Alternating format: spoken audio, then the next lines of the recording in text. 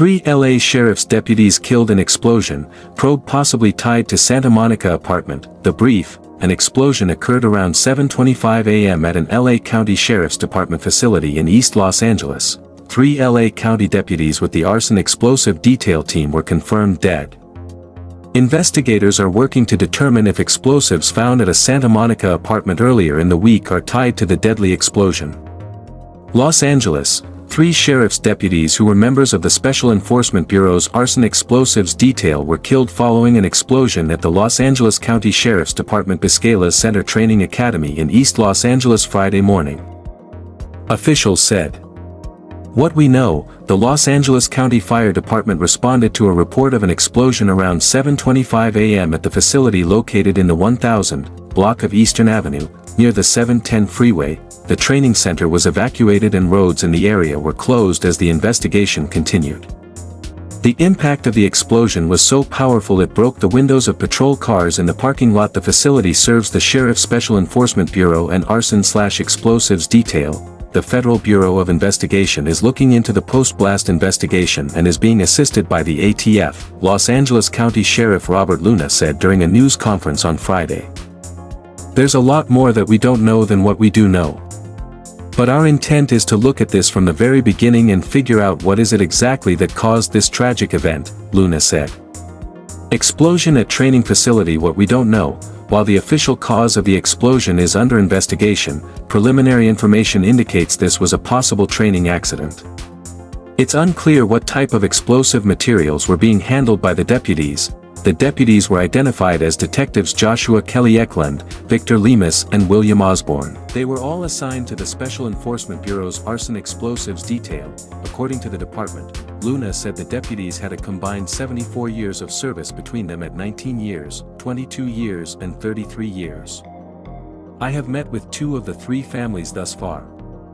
And as you can imagine, those were extremely challenging conversations, Luna said, holding back tears. The deputies had 20-plus years of experience in the field of arson/explosives. Two of the deputies provided security for the LA County Board of Supervisors. Linked to Santa Monica apartment, according to law enforcement, the deadly explosion may be linked to a Santa Monica apartment complex. Officials say on Wednesday construction workers were installing EV chargers when they found grenades in a former tenant's personal storage unit. The bomb squad was then called in. LASD officials say the grenades found at the apartment, located at 821 Bay Street, were related to today's explosion. LASD homicide investigators were at the apartment Friday afternoon. This is the largest loss of life for the LA County Sheriff's Department since an ambush in 1857. In terms of explosives, in 1986 two LAPD bomb squad members were killed in an explosion in North Hollywood. A procession was held around 5 p.m. Friday, transferring the deputies' bodies from the training center to the medical examiner's office. Dozens of sheriff's deputies stood in formation and saluted as the bodies were carried to a trio of medical examiner vans. Local. State leaders react: an extraordinarily painful day. What they're saying. U.S. Attorney General Pam Bondi was among the first federal officials to comment, saying on X that she had spoken with both Los Angeles County Sheriff Robert Luna and U.S. Attorney Bill Asaley. She also confirmed that the FBI and Bureau of Alcohol, Tobacco, Firearms and Explosives were assisting with the investigation. Los Angeles County Supervisors Hilda L. Solis, Catherine Barger and Janice Hahn all expressed sorrow and support following the explosion. Solis said she was deeply saddened by the loss and is in contact with Sheriff Robert Luna. Barger also expressed sympathy and said her thoughts are with the department and victims' families. Hahn called the deadly explosion an extraordinarily painful day. LA Mayor Karen Bass said the city was supporting the tragic incident and that LAFD arson investigators and LAPD bomb squad personnel are assisting as needed. The thoughts of all Angelenos are with all of these impacted by this blast, the mayor said on X. Senator Adam Schiff called the incident an unbelievable tragedy and added that he is praying for the deputies' families and every member of the sheriff's office. Los Angeles area U.S. Representative Judy Chu said on X that she was heartbroken by the tragic news of the explosion at the Atlash training facility in Monterey Park that claimed the lives of 3 brave deputies. I am monitoring the situation closely, she wrote. My deepest condolences go out to the families, friends, and fellow law enforcement officers mourning this unimaginable loss. National security expert provides insight. What we know, national security expert Hal Kempfer, who has worked previously with the LASD, called the situation a horrific thing to see. They are probably one of the best trained, most professional, special operations, law enforcement organizations in the country and the world.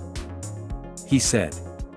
So for something like this to happen, they're going to be looking at this very closely and trying to figure out what exactly occurred. Regarding the cause, Kempfer said it seems the deputies were transporting explosive materials when the incident occurred.